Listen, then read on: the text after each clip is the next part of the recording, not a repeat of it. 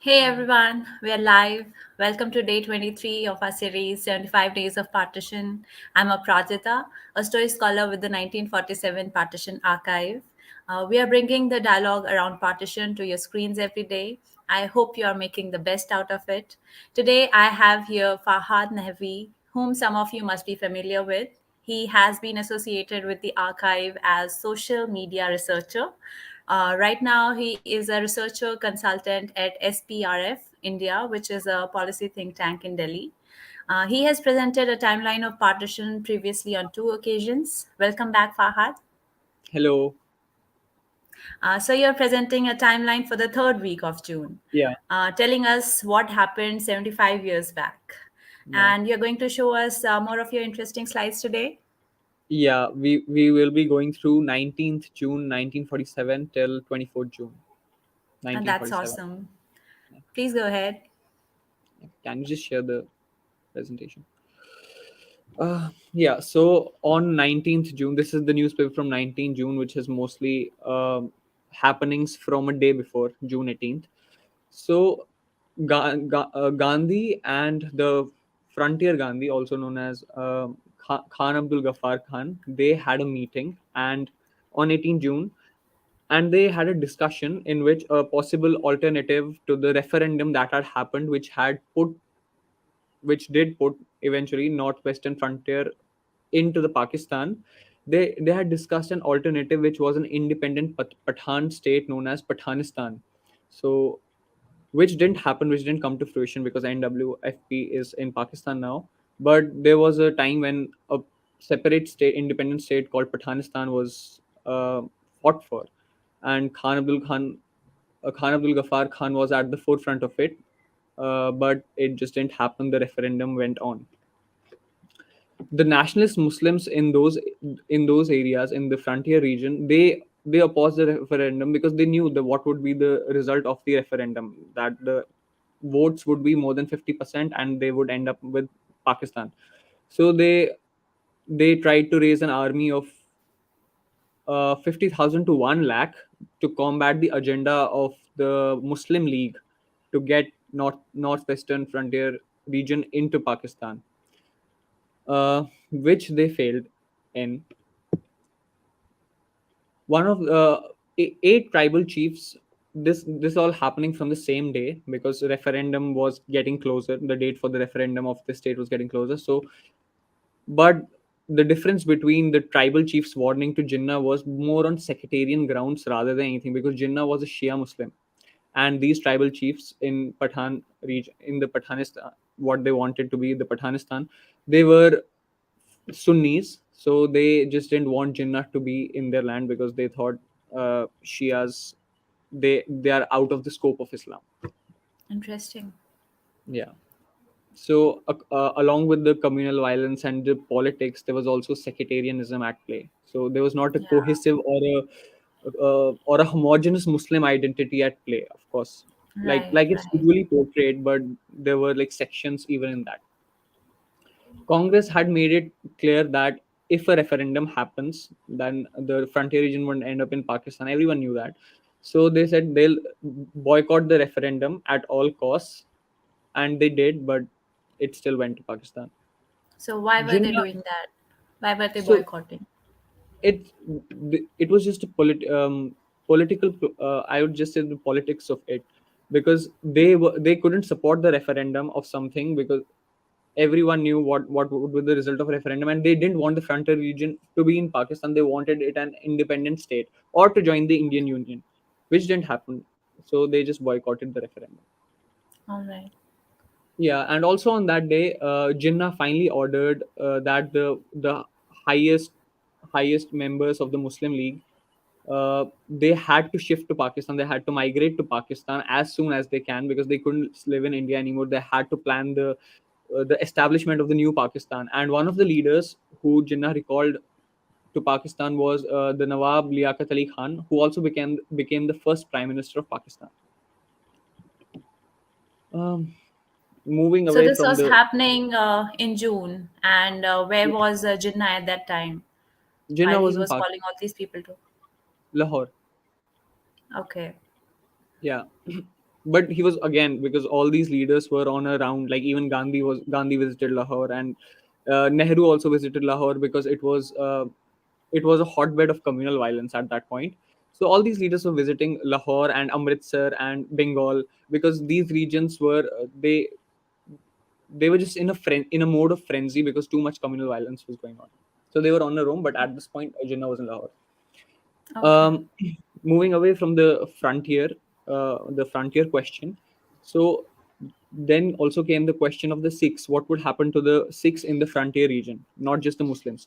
So the representative of the Balochistan in the Constituent Assembly, who was Nawab Muhammad Khan Jogazai, he invited 350 tribal Sardar leaders and other dignitaries, and they were to discuss whether Balochistan would join Pakistan or Hindustan. So here we see, like, one of the few times when we see Sikhs have an agency in that. Okay, we have Now, lost what would be connection the here. sorry, am I audible? Yeah, you're audible now. You can carry Yeah. on. So this is one of the few times when we see that, um, except from Punjab, Sikhs having an agency, at least a verbal agency of sorts, to choose between Hindustan and Pakistan, but then they were not able to apply that agency actually on ground. So, For that, like, yeah, beside, as we understand through your news pieces, like there were all these Pathans, and yeah. then there were Baluch Sardars. Were there any other communities that were those that were present there? Like, as I understand, some of these, Veds and belonging to those castes were also present in these areas. Yeah, but mostly the dominants were the Muslim Pathans. So there were other Okay. communities. The Balochi Sardars were definitely there. There were a few Hindu communities also, but they were not as Um, much in numbers. but these Baluch Sardars were Muslims or Sikhs? No, no, these were Sikhs. Okay. Uh, these they were also Muslims. They were also Muslims because this meeting, it had all representation from Balochistan. So they had Sikhs, they had Muslims, they had a few Christians also. All And for right. this purpose, now the viceroy, he wanted, because now the partition was inevitable after June 3rd plan. So to make the process smoother, they set up a partition office in Delhi, which was also announced on June 18th.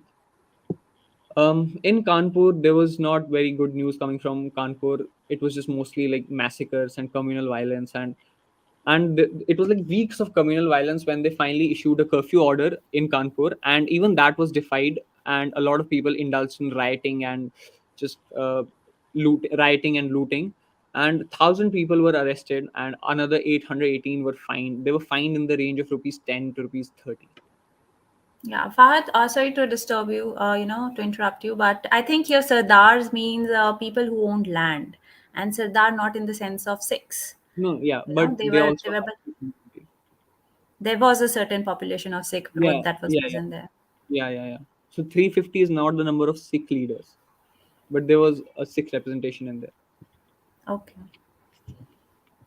Yeah, you're right. It means the land holding class and the leaders of the land holding classes, but they had a representation from different religions also. Okay. So here we see, on the top left corner is the Rameshwaram temple to be thrown open to Harijans. So in 1927, Baba Saheb Ambedkar led the Mahad Satyagraha, the in which he led the Dalits to drink water from the public tank, which the upper caste Hindus had closed off to the Dalits. 10 years later, after 10 years of the Mahad Satyagraha, only 10 years, not only, but like, that's a lot of years. After 10 years, finally the Bombay High Court gave the decision in favor of Dalits, and they were allowed to use the public tanks freely, like the upper caste Hindus.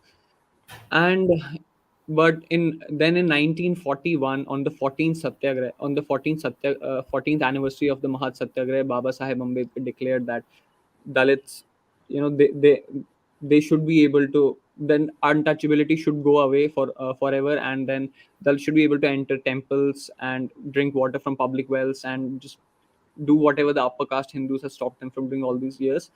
And then the movement started where different temples sort of opened up to Dalits and Harijans, and this is one of the examples of that, which happened like quite late in 1947. So So it is interesting that the question of identity is not just related to religion and they're trying to find a separate land to themselves, but also these kind of other movements where we also, a movement of empowerment for these Harijans and Dalits were being carried yeah. on simultaneously. Yes, and there was violence of all sorts. It was not. It was sectarian violence. There was communal violence, and then there was also something called class violence, because in Lucknow you also see zamindars and peasants going at each other, and peasants mostly Yeah. protesting against the high-handedness of the zamindars, and we also see violence there also during the partition. So all this is happening. So the violence was not limited to only communal angle. Here, below that, because we see that Pakistan as well as India was just uh, filled with communal hatred at this point for all communities like Sikhs, Hindus, and Muslims. They were at each other's throats. And here, Acharya Kripalani, he sort of tries to suggest to minorities living in Pakistan. He says, "Oh, you do not have to leave Pakistan. Do not come to India, because once the state of Pakistan is established fully, they'll realize that they have a duty, that they have a moral and a legal obligation towards the minorities of the country, and then they'll just treat you fairly." So he was just trying to alleviate the fears of the minorities in that country. So these uh, kind of advisories were issued by other leaders as well we from the mostly Congress, for see example, we Nehru or no Jinnah. there was a no Nehru just he bashes Jinnah for, because he holds him completely responsible for whatever was happening in Lahore, and Jinnah does the same for, like, in what's happening in West Bengal. Or Congress and Muslim League, they were at each other's throats and they were just blaming each other. But Kripalani tries to, and there were other leaders, for example, leaders of Hindu Mahasabha, or uh, so what they said, they were just telling people, they had the dream of undivided India. So what they wanted was people to just take up arms and fight for the non-division of the country. So there were also other advices coming from to take up arms and stop this division at all costs. Right. Now the states that currently form the Indian Union, but were princely states back in 1947. Some of them didn't. They declared independence, like Travancore and Bhopal and all these states who were princely states. They declared independence, but the Indian Constituent Assembly did not have it, and they sort of talked to the British authorities, and British authorities said, "Oh, we are not going to offer any dominion status to Indian states. So if they think they'll declare independence, they can, but they won't get a dominion status from us. So they'll have to deal with the Indian Constituent Assembly in their own way." And the Indian Constituent Assemblies and the Indian leaders, what their idea was that when the British surrendered, they gave the powers of protection to the Indian Constituent Assembly and the newly formed states of India and Pakistan. So they have to, all these states either have to choose between India or Pakistan, and they cannot declare independence. So that was the legal stance. This is an ad from, oh sorry, yeah, IRP radio, and they also, we can see here in their latest circuit design, attractive cabinet, most sensitive performance, manufactured in the present context of national planning. So everyone got on the bandwagon of sort of capitalizing on the freedom movement, and because they now knew that India was getting its freedom on 15th August. So, and it would require, for example, here it would require national planning. So like, oh, you have to listen to the leaders through the radio. So this is how they capitalized on on their current political scenario. So moving on to 20th June now. Here we see again, this week was just filled with mostly questions around Bengal, and later we also see a bit of Punjab, but mostly around the frontier region. So Gandhi ji, now he's not completely against referendum, but he just says, "Oh, it's premature," because right now the region that they were calling Pathanistan, that had not developed fully. So they need control over their internal matters so that they can secure their identity in terms of language and culture. So once they do that, they'll be like proud people, and then they can choose between whether they want to go to India or Pakistan. So that was the idea of Gandhiji, to give it a buffer period for the Pathanistan to emerge and solidify as a state, and then they can choose who to go with. On the right hand, we see that once When was this referendum supposed to take place?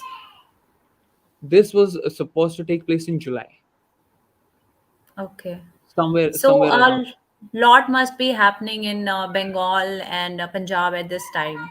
Yeah, so But like you say, a lot of focus has been put on the frontier region. Why is yeah, that so so? no, yeah, so the very next day, in 21st June, we see the Bengal legislative. So this newspaper, they were covering the most important news of the day. So on this day, there was not much on Bengal. There was just speculation on what the Bengal Legislative Assembly would do. And in the next day, like 21st June, when I shift to 21st June, you'll see 21st and 22nd June that the Bengal Legislative Assembly was divided into two sections: Hindu majority and Muslim majority areas. So the Hindu majority areas, the non-Muslim majority areas, as they call it, uh, they voted for partition in Bengal. So we also see that. So it's just like, at because I'm doing day by day. At one day, the more the focus on frontier, the next day it would be on Bengal. Right, right. But for the first 2 days, it was on frontier, because there was a lot of meetings happening between Gandhi and Khanul Ghaffar Khan, and then he had a late evening meeting with Jinnah on phone, and then Jinnah with Nehru. So this was a pressing issue because it was a big region, and Khan Abdul Ghaffar Khan, he also thought that British were pushing sort of Pakistan on the frontier because they wanted protection from Russian advance. So he thought that the British would have bases in Pakistan, especially in frontier region, if that was to be the part of Pakistan, and it would be easy to fend off attacks of on British interests from Russia, or to launch an advance from frontier into Russia, because Afghanistan was there. Yeah.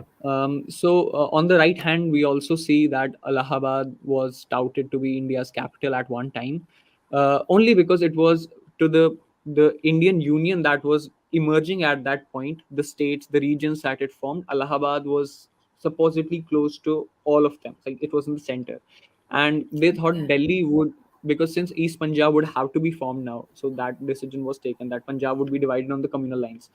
So East Punjab could have Delhi as the capital, because East Punjab did not have any infrastructure in terms of broadcasting or educational infrastructure, and Delhi had Delhi University. It had like St. Stephen's College, which was part of Punjab University, which is originally part of Calcutta University, then Punjab University, and then finally Delhi University. So Okay. yeah, here we see that. Um, and like I said, the Hindu Mahasabha, they were not happy with the division of India into two countries, so they just celebrated. They were going to celebrate the independence as the Black Day, and b- a lot of their leaders gave calls for their youth to take up arms and just defend the country. By that, defend the country, they just meant to stop the country from getting divided into two by any means necessary. And on the Would you suggest, Fahad, that all these, bodies, organizations that were condemning partition were somewhere, involved in creating disturbances? Yeah, because they had their own political, they wanted to keep their own political power, and a divided India would of course be divided political power. Yeah, that was also resorting, all these calls that they gave, they led to communal violence, and that also happened on the end of Muslim League, when some of their leaders also gave calls. For example, the direct action day, that was that these days were, and these violence that happened, they were results of communal calls from local leaders. But the leaders at the highest levels, they tried to sort of tone it down, so that communal violence doesn't get out of hand. But the local leaders, they were mostly involved in leading charges on Right. communal violence. Yeah. And here we see so the Tara Singh, who was one of the leaders of one of the leaders of the Sikhs, he feared that Sikhs would be in danger of like either complete annihilation or extinction or total slavery, because he said, okay, Hindus are going to get India and Muslims are going to get Pakistan, but the Sikh population, and the assumption here was like all Muslims would go to Pakistan and all Hindus would remain in India, because at this time, yeah, that was the assumption that, oh, most of the Muslims would just shift to Pakistan and Hindus would remain in India. And he said, oh, no, but what would happen to Sikhs? Because there is no separate country for the Sikhs.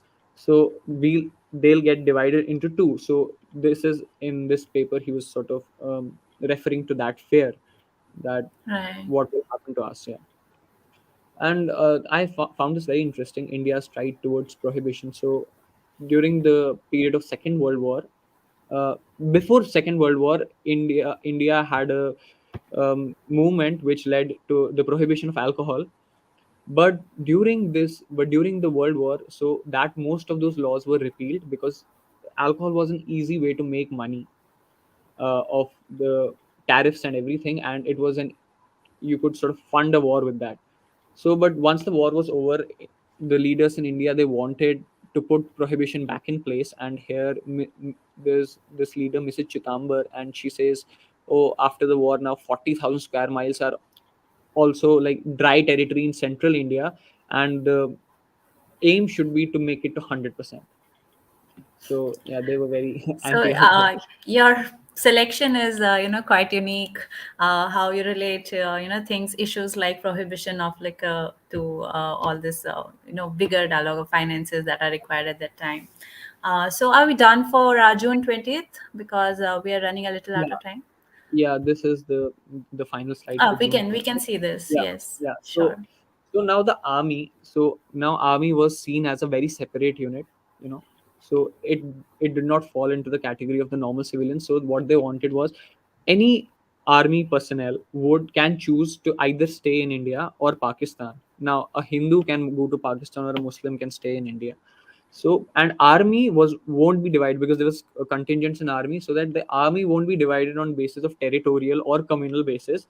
It would be on personal basis. So any soldier who wants to move to Pakistan can move to Pakistan, and he would be released from the Indian army at that, and would be guaranteed or assured a place in the Pakistani army service.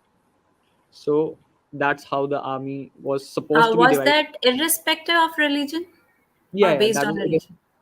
no, no. The thing was, that was the decision that was supposed to happen, but this did not, of course, go through, because the army also had people who had practicing faiths, and the at the end, army was also divided on the communal basis only. But this was the ideal that they wanted, that we don't want to divide army on territorial or communal basis, but personal preferences. So that could be irrespective of religion. But then what happened was the army was also divided on the communal basis. On right is an image of I just wanted to put this image because uh, it's just nice to have historical photographs in there. Yes. Here we can see Jawaharlal Nehru, and on the right hand is Mrs. Aruna Asif Ali, and Okay. they just came out of a recent All India Congress Committee meeting, and they were just having a nice chat. So I just wanted to show that. Yeah, So what was this meeting about? This Congress, it was All India Congress.